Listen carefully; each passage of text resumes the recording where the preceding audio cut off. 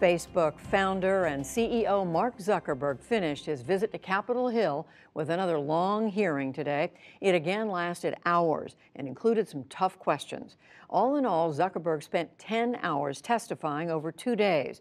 And while some of the lawmakers clearly are not fluent with Facebook and other platforms or the way they work, Zuckerberg still faced new levels of skepticism. Amna Nawaz rounds up some of the key takeaways, which has become the focus of this week's segment on the leading edge of technology. Even after hours of questions and answers, there are still lingering questions on some key issues about how Facebook does business. Miles O'Brien has been watching all of this closely. He's also been working on a series for us about the problem of false news and recently got rare access inside Facebook to see how it's grappling with those issues and others. He joins me now from San Diego. Miles, thanks for being here. Let's talk about data. Data collection. It's at the heart of their business model at Facebook. And Mark Zuckerberg was asked about that a number of times over the hearings over the last couple of days. I want to play for you one exchange from earlier today with Congresswoman Kathy Castor of Florida and get your take on the back end. Here it is. You are collecting personal information on people who do not even have Facebook accounts. Isn't that right? Congresswoman, I believe that yes or no? Congresswoman, I'm not sure that, I don't think that that's what we're tracking. I don't think that the average American really understands that today, something that fundamental. And that you're tracking everyone's online activities, their searches. You can track what people buy, correct? Congresswoman, you're collecting that data, what people purchase online. Yes or no? Actually, if they share it with us, but Congresswoman, because it has a share button, so it's gathering. Facebook has the application. In fact, you've patented applications to do just that. Isn't that correct? To collect that data. Congresswoman, I don't think any of those buttons share transaction data. You watch where we go. Senator Durbin had a funny question yesterday about where you're staying, and you didn't want to share that, but Facebook also gathers that data about where we travel. Isn't that correct? Congresswoman, everyone has control over how that works. So, Miles, after 2 days of testimony, do we have a better understanding of how Facebook collects data? Well, you know, Amna, that was an exchange that had a lot of us scratching our heads. This idea that Facebook gets a lot of data from us as Facebook users. I think we all have come to learn that. And if we haven't learned that by now after a couple of days of listening to Mark Zuckerberg, Facebook is an amazing data gathering machine. They know an awful lot about us and can use that with great precision to make an awful lot of money. But the idea that they're out there in the greater web gathering information on people who are not on Facebook, ostensibly, according to Mark Zuckerberg, for security issues, to avoid people trying to break in. But what we really think the main driver for all of this is to grow the company. It's a marketing tool. If you've ever signed on to any service and they say, hey, there's some people you know who might want to be a part of this, how do they know who those people are? And this is a data collection technique which goes beyond Facebook, which makes, I think, all of us a little bit uneasy. And you mentioned, of course, that people are signing up for this service. This is something people actively seek out. They agree to take part in. I want to play another little piece of sound for you.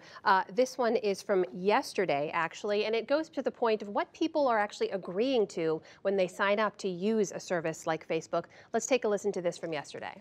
Here's what everybody's been trying to tell you today, and I say this gently. Your user agreement sucks. I'm going to suggest to you that you go back home and rewrite it. And tell your $1,200 an hour lawyers, no disrespect, they're good. But tell them you want it written in English so the average American can understand it. That would be a start. Are you willing, as a Facebook user, are you willing to give me more control over my data? Senator, as someone who uses Facebook, I believe that you should have complete control over your data. Okay. Are you willing to go back and work on giving me a greater right to erase my data?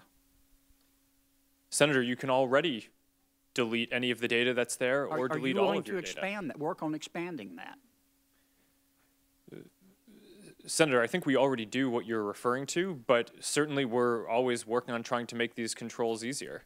So Miles, there's a very real issue of consent here, right? What people are agreeing to. Is the responsibility with the user or with Facebook? Well, I think we all like to think the responsibility should be Facebook's to inform us as to what we're getting into. And technically, that's what they do. It's just several thousand words of fine print with hypertext. It's an onerous document to get through, and I think we all know in the real world, most of us just click accept and move on. I think the senator is onto a key point here. If it could be brought forth to people in simple terms with the opportunity to opt in to sharing as opposed to having to root through and opt out in the direction of privacy, it would be much more consumer friendly. This is, after all, a corporation that prides itself on its utopian view of bringing the world together. A document like that doesn't seem like a warm, fuzzy thing. And its size and scope is exactly why we also had the conversation around regulation in hearings in the last couple of days. A lot of people were surprised that Mark Zuckerberg seemed to concede that he'd be open to being regulated. I want to play a little bit of sound about what he had to say about regulation today. On your point about regulation, the internet is growing in importance around the world in people's lives, and I think that it is inevitable that there will need to be some regulation. So my position is not that there should be no regulation, but I also think that you have to be careful about what regulation you put in place for a lot of the reasons that you're saying. I think a lot of times regulation, by definition, puts in place rules that a company that is larger, that has resources like ours, can easily comply with, but that might be more difficult for a smaller startup to comply with. So I think that these are all things that need to be thought through very carefully when thinking through what rules we want to put in place.